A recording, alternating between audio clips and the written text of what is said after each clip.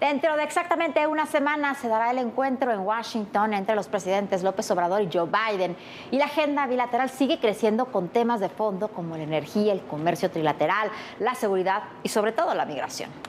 Lo cierto es que antes de ese encuentro y de el que también sostendrán López Obrador con Biden en noviembre en la Ciudad de México, ambos con el primer ministro canadiense Justin Trudeau, las presiones siguen creciendo. Llamó poderosamente la atención un largo reportaje hoy en el New York Times donde se dice que la cercanía del embajador Ken Salazar con el presidente López Obrador estaría afectando, dice el New York Times, los intereses de su país, de los Estados Unidos. En noviembre se volverán a reunir los presidentes Joe Biden, Andrés Manuel López Obrador y el primer ministro Justin Trudeau. El encuentro será en México y el tema central de la agenda, el tratado comercial entre México, Estados Unidos y Canadá. Antes, el 12 de julio, se encontrarán en Washington los presidentes de México y Estados Unidos. Hablarán de migración, seguridad, desarrollo en Centroamérica, energía y cooperación para afrontar los retos económicos, temas permanentes en la agenda bilateral. Basta recordar las visitas a México de la vicepresidenta Kamala Harris, John Kerry, enviado especial para el cambio climático de la Casa Blanca, Alejandro Mayorkas, secretario de Seguridad Nacional, y el general Glenn Banker, jefe del Comando Norte de los Estados Unidos. Además de las visitas periódicas y abiertas del embajador Ken Salazar a Palacio Nacional o los viajes de funcionarios mexicanos a Washington. Es el embajador quien sale a dar la cara en varias ocasiones por la buena relación entre México y Estados Unidos. Declaraciones que reciben críticas en la propia Unión Americana. Hace unos días, en conferencia de prensa para abordar los resultados de la Cumbre de las Américas en Los Ángeles, California, el diplomático reiteró que la relación no se vería afectada por la ausencia del presidente López Obrador, o como la declaración de febrero, cuando opinó sobre la reforma energética del gobierno federal. El presidente López Obrador tiene razón de decir, vamos a hacer cambios para lo mejor del pueblo, ¿no?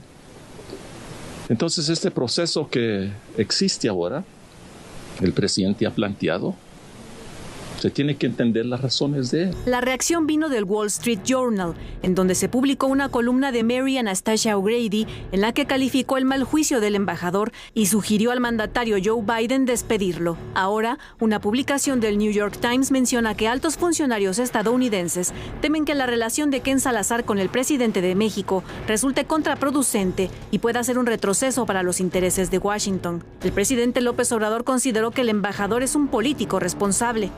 Y él es una gente buena y tenemos una extraordinaria relación. Este martes, durante las juntas binacionales organizadas por la Confederación Patronal de la República Mexicana, el embajador Salazar dijo que se tiene que definir un marco durable en la generación de energías renovables y combate al cambio climático por el bien de las futuras generaciones, en el que México y Estados Unidos pueden tomar la posición de líderes. Para ADN 40, Fuerza Informativa Azteca.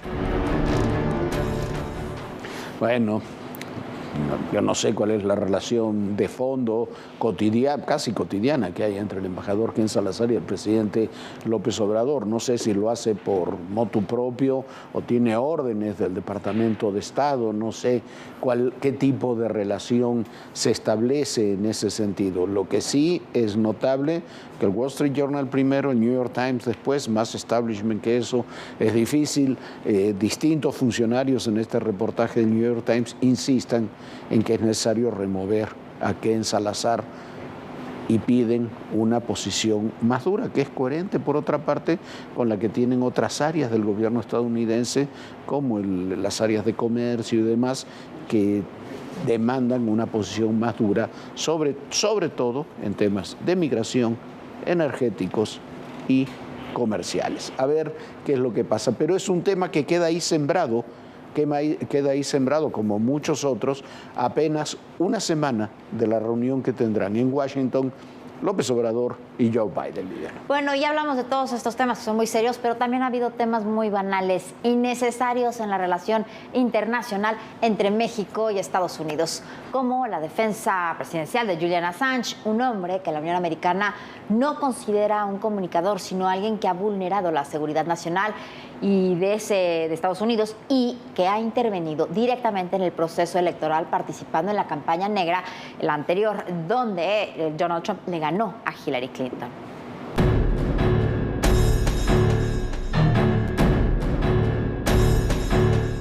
Julian Assange, fundador de Wikileaks, permanece en la prisión de alta seguridad de Belmarsh en Reino Unido. El pasado 1 de julio apeló la decisión de la Corte británica para que sea extraditado a los Estados Unidos, donde está acusado de 18 cargos, entre ellos espionaje. Enfrenta 175 años de prisión por la filtración masiva de documentos confidenciales. El presidente López Obrador reiteró su apoyo a Julian Assange. Así lo dijo en su conferencia matutina de este lunes 4 de julio. Hay que empezar la campaña de que se desmonte la Estatua de la Libertad que entregaron los franceses y que está en Nueva York.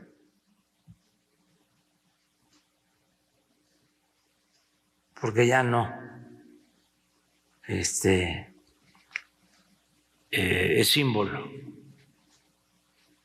de libertad. El mandatario mexicano también insistió en ofrecer asilo político a Julian Assange, mientras que ciudadanos de a pie de diversos países han realizado protestas para exigir la liberación del fundador de Wikileaks, que el pasado 3 de julio cumplió 51 años.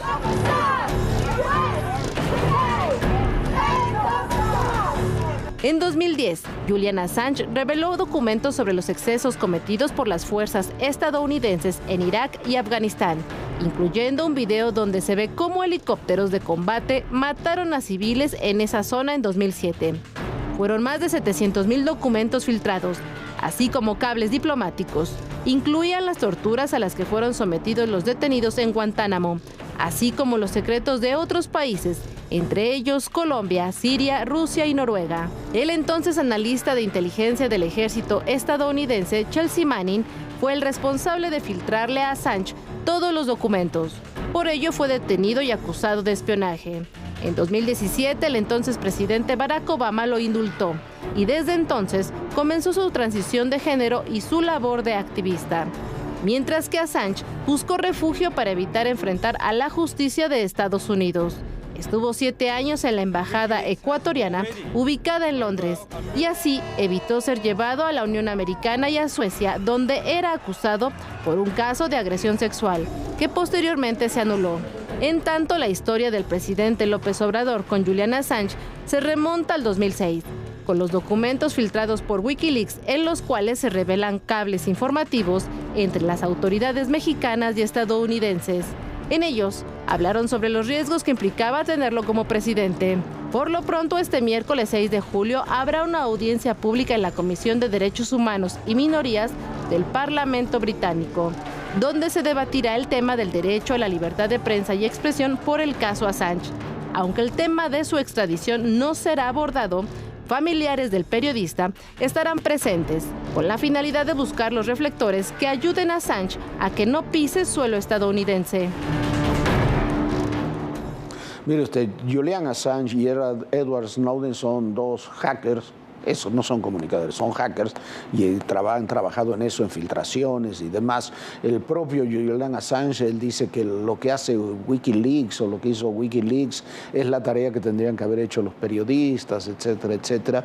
Son personajes, Julian Assange en concreto, muy controvertidos, que tomaron decisiones muy arriesgadas, como es la difusión de muchos materiales muy importantes sobre lo que se llama el diario de Afganistán y el diario de Irak, difundiendo muchos documentos, pero también difundiendo muchos documentos secretos del Departamento de Estado, comunicaciones entre distintos funcionarios, y después en algo que también es muy grave y que quizás es lo que hace más grave la situación de Julian Assange en los Estados Unidos, tomando el control, hackeando las computadoras del Partido Demócrata y de John Podesta, el coordinador de campaña de Hillary Clinton, para divulgar todas las comunicaciones. Son miles y miles de comunicaciones del Partido Demócrata internos y las comunicaciones del jefe de campaña con Hillary Clinton. Y en eso se basó buena parte de la campaña negra de Donald Trump para las elecciones que lo llevaron al poder en 2016. Eso es lo que está en el fondo de todo esto. Para las agencias de seguridad, Julian Assange no hizo eso espontáneamente, sino lo hizo en colaboración con los servicios secretos rusos. Hay que decirlo, porque el tema ahí está. Edward Snowden, el otro hacker que hizo muchas de estas tareas, está refugiado él sí, en lugar de tratar de irse a Suecia y a otros lugares, se fue a Rusia y ahí tiene asilo político.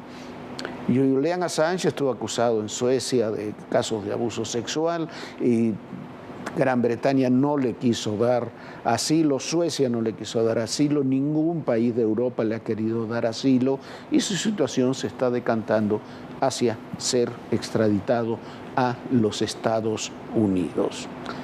Es un personaje controversial como todos, pero hay que verlo en toda su gama de grises.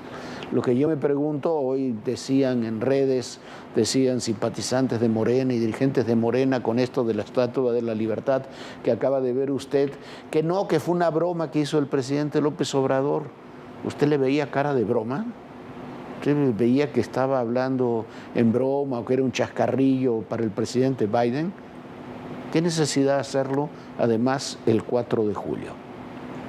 En una semana va a estar en Washington. A ver cuál es el tono.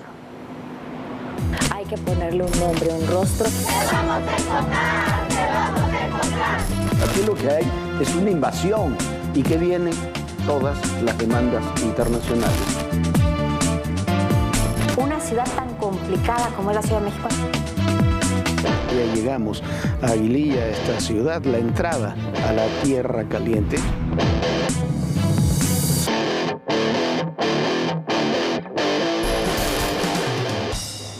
Y finalmente el presidente López Obrador enviará el decreto para acabar con el horario de verano. Habló en la mañanera Rocío Nale sobre lo que consideró el escaso ahorro energético. Pero la atención y los aplausos sin duda se las llevó el secretario de Salud, Jorge Alcocer, que argumentó que acabar con el horario de verano es regresar al horario de Dios, al reloj de Dios. El horario de verano parece tener las horas contadas. El presidente Andrés Manuel López Obrador envió una iniciativa al Congreso para eliminarlo. Desde que entró en vigor en 1996, está en el centro de la discusión pública. De 2001 a la fecha, hay más de 40 iniciativas para quitar el horario de verano. En marzo, Morena presentó una iniciativa en la Cámara de Diputados para eliminarlo. Tenía los votos necesarios al ser mayoría y contar con sus aliados del PT y el Partido Verde.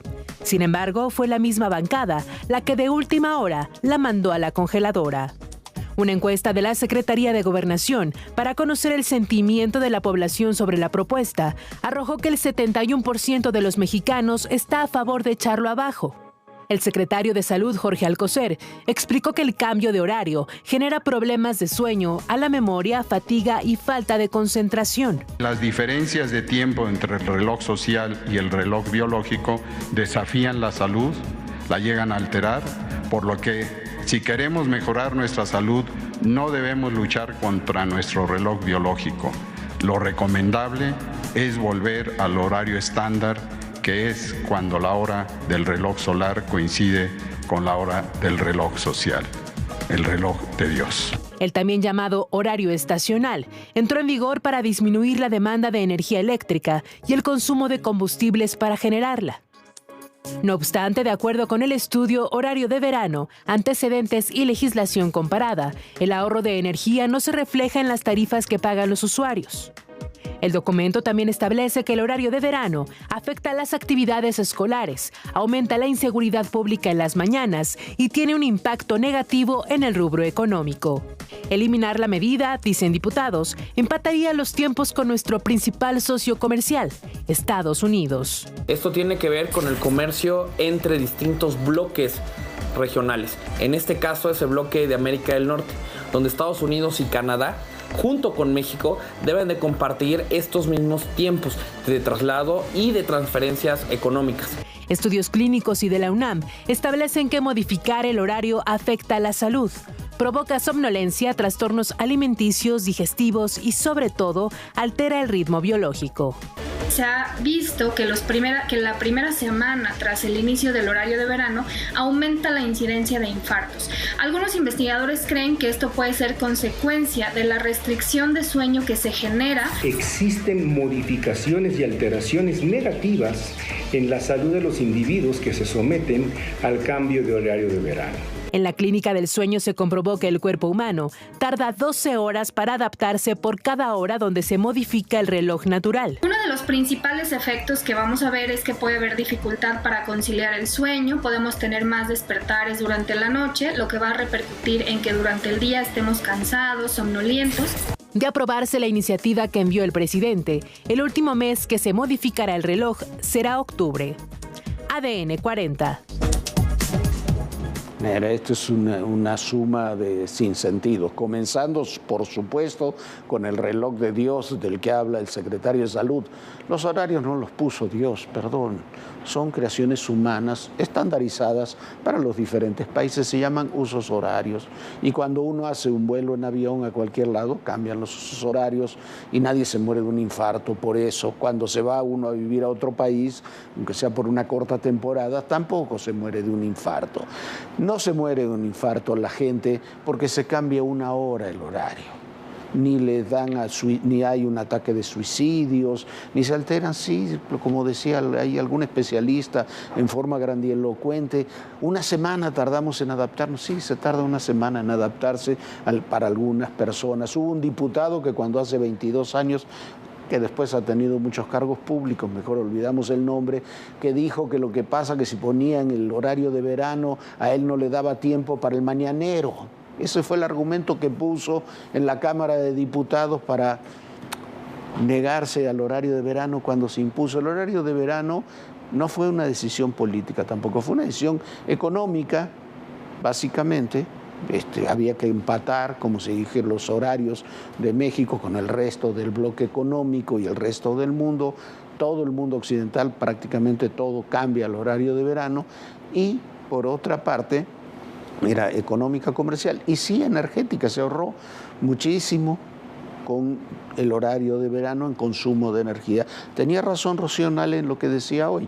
Ha cambiado la tecnología y entonces el ahorro de energía es menor que lo que había hace 20 años. Eso es verdad, pero asumámoslo como lo que es. El cambio del horario de verano se da porque hay un alto porcentaje de la población, entre la que se incluye el presidente López Obrador, que no le gusta el horario de verano. Se va a cambiar, no nos va a cambiar la vida, no va a cambiar la economía, no va a cambiar la seguridad, no se va a suicidar o dejar de suicidar más gente porque haya o no horario de verano. Es simplemente una decisión política. Bueno, y finalmente, en medio del desastre operacional que existe en el Aeropuerto Internacional de la Ciudad de México, mañana se anunciará el cambio de su director, Carlos Morán, que deja esa terminal en medio de un caos generalizado.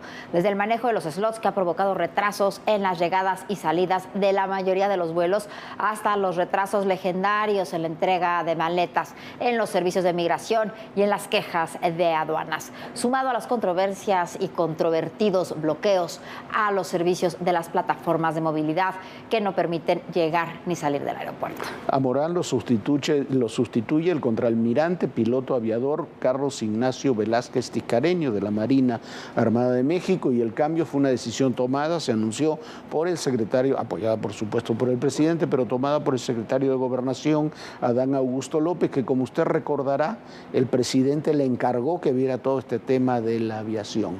Un punto crucial en todo esto es la confirmación de que el caos no deviene de la saturación del aeropuerto y que el mismo ha sido clave para que Estados Unidos se negara a regresar a México a la categoría 1 en aviación civil.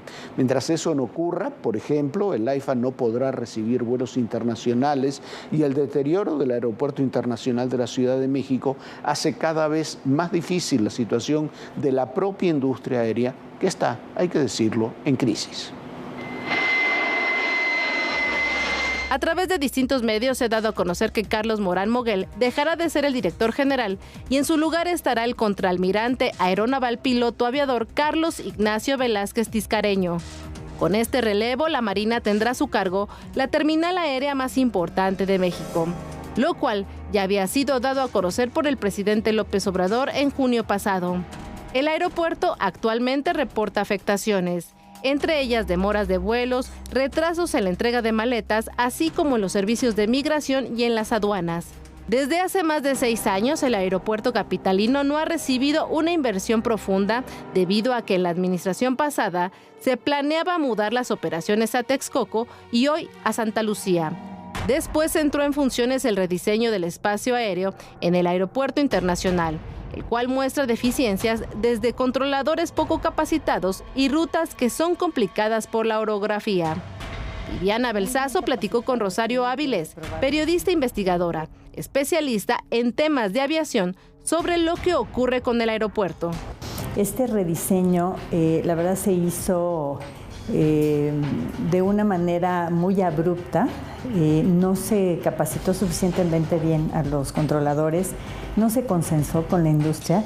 Este tipo de cambios siempre llevan mucho tiempo porque se tiene que estudiar conjuntamente y quienes van a operarlo, en este caso los controladores, tienen que ser muy bien capacitados, tienen que probarlo in situ, tienen que probar también en simulador, o sea, hay una serie de cosas que se tienen que hacer. Ahora, no está saturado el espacio aéreo porque anteriormente, antes de la pandemia, había 1,400 operaciones por día en el aeropuerto de la Ciudad de México. Hoy hay 900 y lo van a restringir todavía más. Sí, van a quitarle el 25%. Lo que dice el subsecretario es que la saturación está bajo. Te acordarás de un decreto que salió donde dice que están saturados los edificios. Entonces, según lo que se ha dicho, es que se va a entrar a una cirugía mayor en el aeropuerto para que la Terminal 2 pues la puedan reforzar, como se ve, muchas veces tiene partes que se están hundiendo, y también pues reforzar los edificios. También platicó con María Larriba, quien fue controlador aéreo por varios años. ¿Cómo es posible que antes de la pandemia el aeropuerto de la Ciudad de México tenía 1,400 operaciones diarias y para nada había estas quejas y este desorden? Y ahora hay 950. De eso, ellos están, digamos que topando la capacidad a 1,200 operaciones. Y tenemos 950, ¿por qué están perjudicando a las aerolíneas y queriendo obligarlas a que se vayan si no estamos saturados? Además, México mantiene la categoría 2 de la seguridad aérea mexicana, lo que impide a las aerolíneas abrir nuevas rutas hacia Estados Unidos, aumentar frecuencias o incorporar nuevos aviones. La Secretaría de Infraestructura, Comunicaciones y Transportes informó que hace 2 semanas se realizó una revisión técnica con inspectores de la Administración Federal de Aviación estadounidense y con representantes de las aerolíneas comerciales para dar seguimiento a la recuperación de categoría 1 de la aviación mexicana. Esa fue la 7ª revisión de un total de 10 que se tienen planeadas antes de la evaluación final a realizarse en los próximos meses. Los resultados de esta 7ª auditoría serán presentados en 20 días. La degradación de categoría 1 a 2 fue consecuencia de 28 observaciones realizadas por la agencia estadounidense. Estar en la categoría 2 indica que se carece de los requisitos necesarios para supervisar adecuadamente las operaciones de las líneas aéreas en conformidad con estándares internacionales mínimos de seguridad.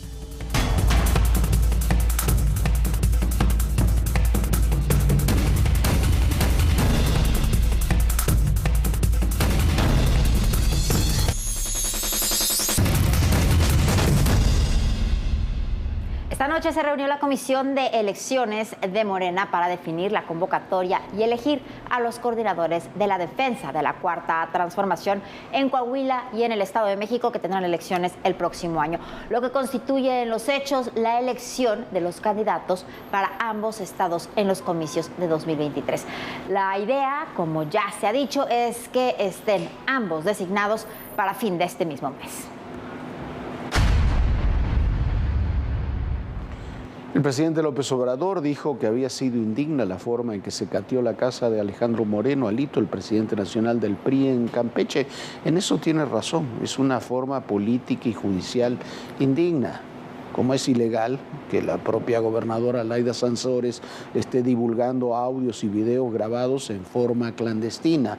Pero no nos engañemos, Alito es uno de los peores dirigentes que ha tenido el PRI en su historia. Tampoco es un ejemplo de legalidad y manejo transparente de los recursos, pero ese es otro tema. Si cometió delitos, como aparentemente por las grabaciones lo hizo, debe ser acusado por ellos y juzgado. Por lo tanto, sus deficiencias políticas, que son innumerables, deben ser resueltas por los propios priistas, no por alguna rivalidad política. Lo que muchos se preguntan es si al final a la 4T no será que le conviene más que Alito siga como dirigente del PRI que se vaya.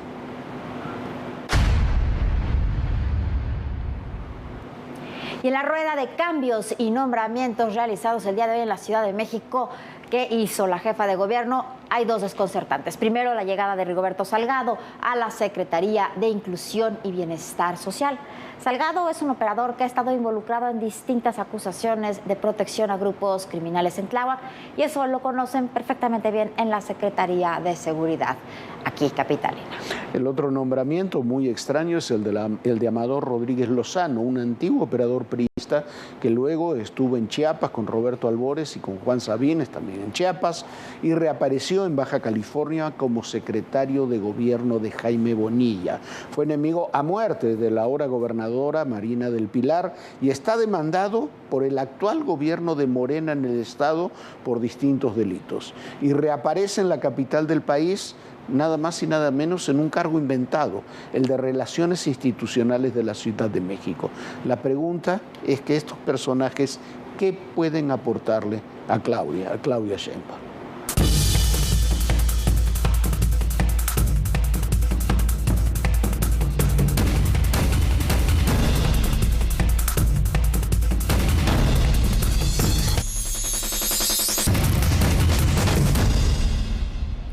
Pues ya es tiempo de irnos, pero antes lo invitamos a que se una a nuestras redes sociales. Puede consultar todos los contenidos de Todo Personal, sobre todo nuestros reportajes especiales, aquí en nuestro canal de YouTube. Es muy fácil, puede escanear el símbolo QR, que aparece en pantalla, y lo lleva de inmediato a la plataforma y el canal de YouTube de ADN 40, y ahí puede ver todo lo que se ha perdido aquí en Todo Personal. Descanse, sueñe bonito y, por supuesto, nos vemos mañana aquí en este espacio. Bonita noche, Jorge. Bonita noche, Viviana, y recuerden, el poder y en la política todo, pero absolutamente todo, es personal. Gracias.